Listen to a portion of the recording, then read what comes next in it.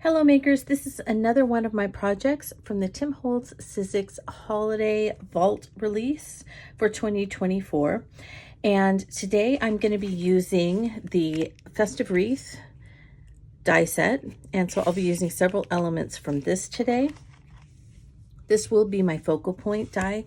I will be adding a few things from the Vault Holiday Classic.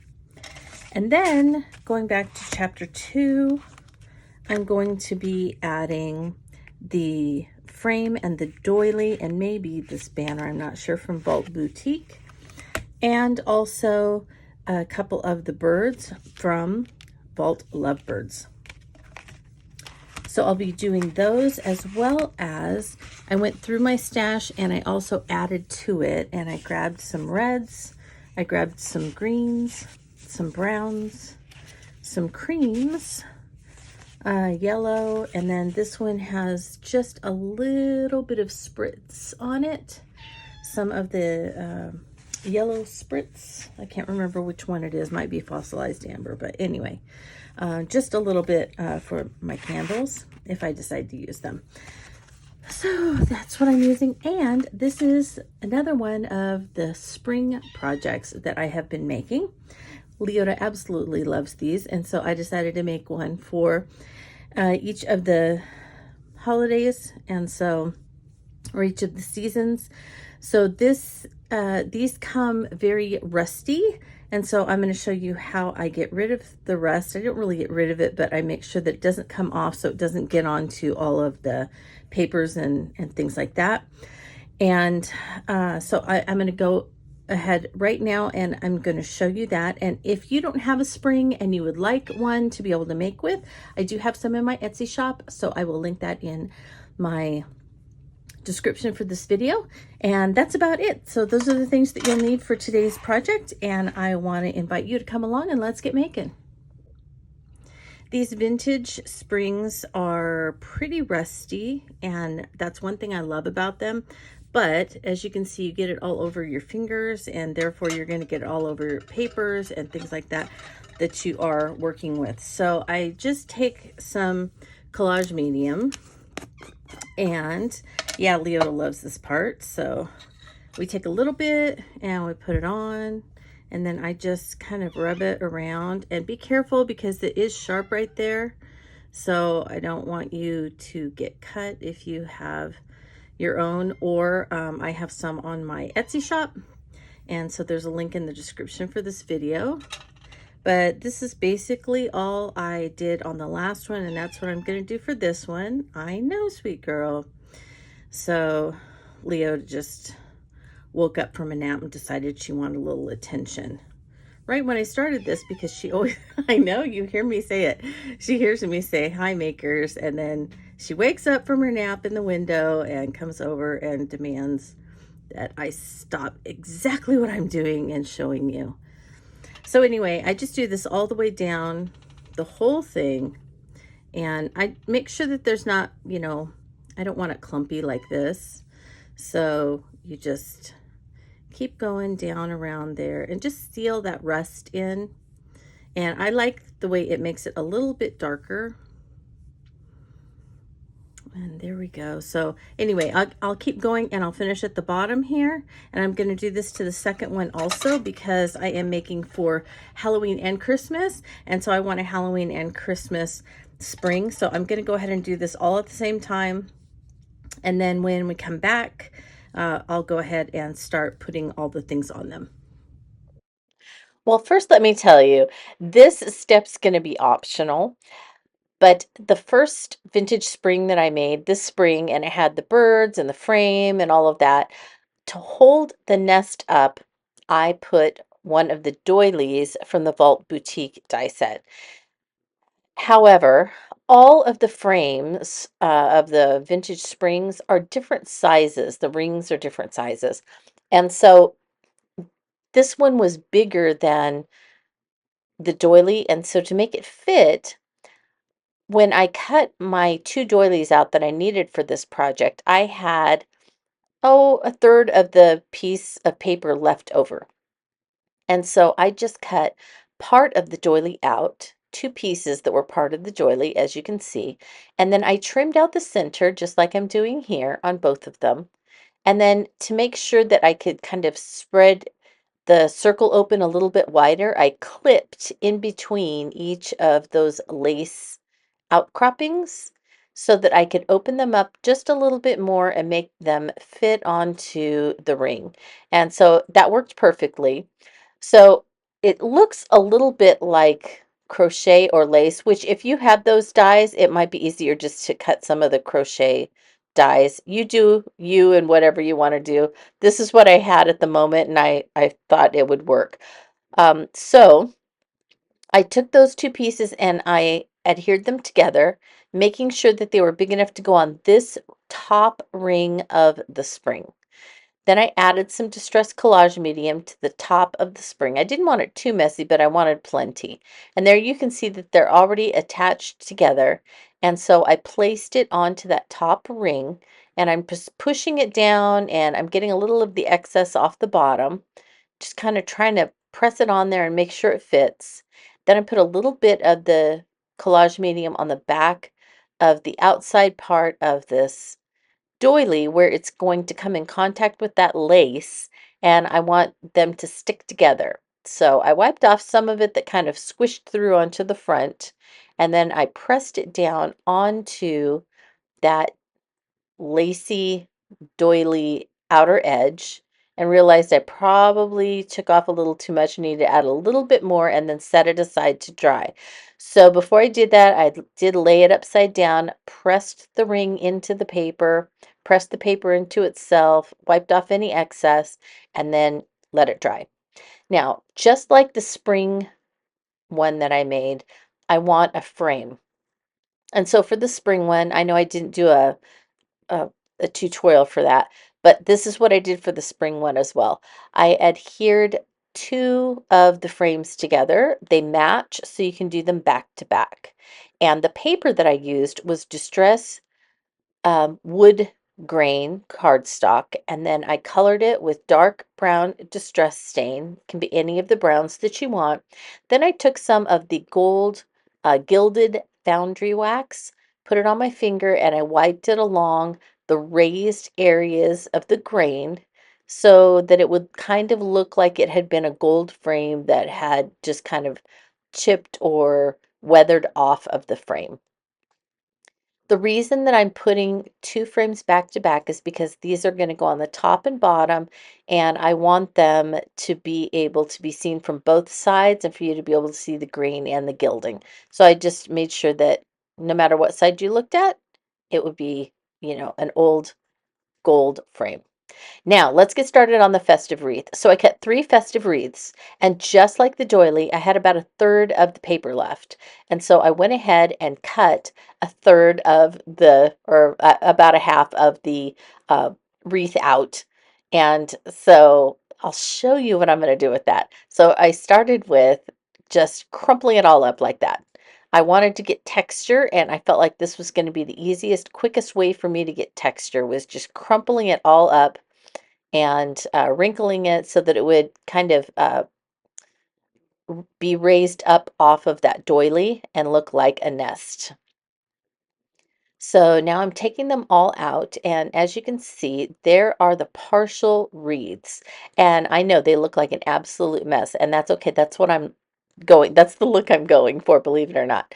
So now I'm opening each of those nests up. And if you look closely, you will notice that there are some white edges and parts where when I crinkled it up, it really has the white or the mixed media heavy stock, the cream from the mixed media heavy stock, that's really showing through. And I didn't want that to show through. It wouldn't show through on a nest, so I wanted to fix that. So once they were sufficiently crinkled and wrinkly and textured, I took the same colors that I had already sprayed on the paper that I cut these from, and I sprayed them again. So let me tell you my colors here. So now I sprayed one side and I'm flipping them over to spray the other side. So the medium one that I'm spraying now is gathered twigs, and then the light one is brushed corduroy, and then the darker one is walnut stain. So I did a dark, a medium, and a light brown Again, you can always do whatever color you have on hand. Now I am just putting glue in a couple of spots and then I'm pressing it down in about 3 spots. I don't want to push the whole thing down. That would then make it a flat wreath, and I wanted a textured wreath that was raised up. So I'm just layering those on top of each other. And now I'm going to, on one kind of, in one layer, I'm just going to overlap those partial pieces. And I love how those end pieces are kind of really rustic and sticking in the center like a nest would. I love that. Now I'm putting a little bit of distress ink on the outside of the frame, and it is going to be standing up vertically. So I just added some Distress Collage Medium. I was auditioning the little cardinal there. And then now I'm going to go ahead and add some Festive Wreath greenery. So all this greenery is part of the Festive Wreath. And you can see that these greens are fairly dark, like pine needles, rustic wilderness greens that I'm putting in here. And I did try and use different greens for each of the pieces that I put in. And you can see I put some in the wreath, and then like this piece, I'm putting it under onto the doily. So some of the pieces are in between the pieces of the wreath, and some of them can be on the doily or in front of the frame or something like that. Now the frame is not going to have anything in it. So as you're arranging your greenery, keep that in mind. You want to put some behind it. And you're also going to notice me putting some over on the frame that's on my mat, and that's because I'm going to be using some greenery on that on the bottom part.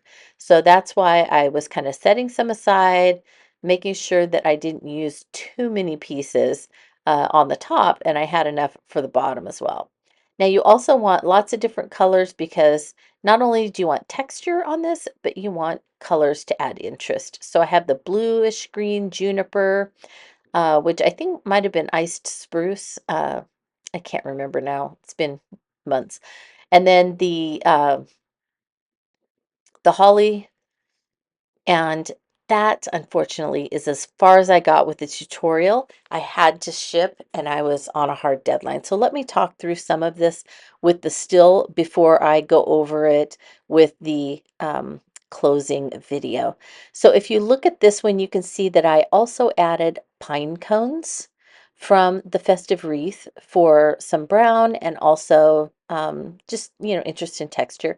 You can see the gilding on the frame. You can see that I added the candles from that. I told you that I spritzed some paper at the very beginning just with some fossilized amber spritz, and that was it. And that's what I used for the candles. For the cardinal, I used some red, it had been stamped. So I used some red stamped paper, and the Noel was some antique stamped music paper. And then if you look behind the Noel, you're going to see some greenery. That's because I used some arched greenery behind that. So I'll talk about that later. But this is the bottom. So I didn't put the whole doily. I folded the doily into quarters, and then I just kind of tried to fold it up here and there to make it so that it wasn't completely laying on each other. It looked like it was, kind of rippled. It had been maybe folded and put in a drawer. Both of the birds were from the Vault Lovebirds die set, and I cut them out of just some red paper that I had that had been stamped for some Christmas cards or something in the past. And so I just grabbed it out of my stash, cut the birds from that, and then I took a fine tip brush and some black soot distress paint, and I painted over the area to make it look like a cardinal. And then for the eyes, I just dipped the end of the paintbrush into the paint and then just pressed the end of the paintbrush on to make the little dot for the eyes. And that's really all I did for these little birds. Now, everything is attached to the frame, and the frame I attached to the spring just above the it's kind of actually sitting on the back of the folded doily, and then once those were secured in place, I went ahead and attached the bird and then filled in here and there at the bottom of the frame, top of the doily, around the feet of the bird with a bunch of the greenery that I had, same one that I used all along the top, and then I added one pine cone, and that pretty much finished off the bottom of the spring. Well, I continued that way and finished out the wreath, and then I just added the frames on the top there. I think you saw me adding that. I put the candles that are resting against the frame, and also one of the cardinals resting against the frame. So I just did the face of the cardinals with a paintbrush and some black soot paint, and then the end of the paintbrush I dipped it in the paint to make the little eye dot. The sentiment I cut out of some paper I had that was colored with Distress Archival, and has a little bit of, don't know if you can see the shimmer there, but it does have a little bit of that yellow. I think it's fossilized amber spritz, and that was pretty much it on here. To get the Noel to stand up, I used one of the green branches that kind of is arched, and it's in the same set with the word Noel. And so I just put two of them together so it would stretch across that wreath and it would hold it up in place. And then down here at the bottom, I folded up one of the doilies and attached it, and then I attached some greens and different things that were in that set of dies, and then the cardinal and all of it's resting on the frame that's attached to the spring. And that is pretty much it for my Christmas holiday vintage spring. So, and I love how the doily on this one really stands out a lot more than the one I did on the spring, because I added that extra layer where I just cut the outside edge and went around so that a little bit more of it stood out, and it also kind of gave the doily a little bit more room. So the springs are all individual, and the doily fit perfectly on the one I used this spring. But this one seemed to be a little bit wider, and so I was having trouble getting it to sit firmly on the top of the spring, so that's why I added that extra layer of the lace. So I really think this turned out great. I love it as an addition to my all seasons vintage spring collection. And if you have any questions about how I made this, please leave them in the comments for this video or on my blog at playswellwithpaper.blogspot.com. I am very happy to answer any questions to the best of my ability. If you're looking for any of these products, go ahead and look in the description for this video as well, or on my blog, and I have them all listed for you. Usually the list for this for the videos sometimes ends up being a little bit smaller. Some of the things get left out because I only have a certain amount of space, amount of characters I can include, and so a lot of times I'll cut out some of the things. But anyway, you can check there for my affiliate links on both. And as always, I want to thank you so much for watching, and I want to wish you a very creative day.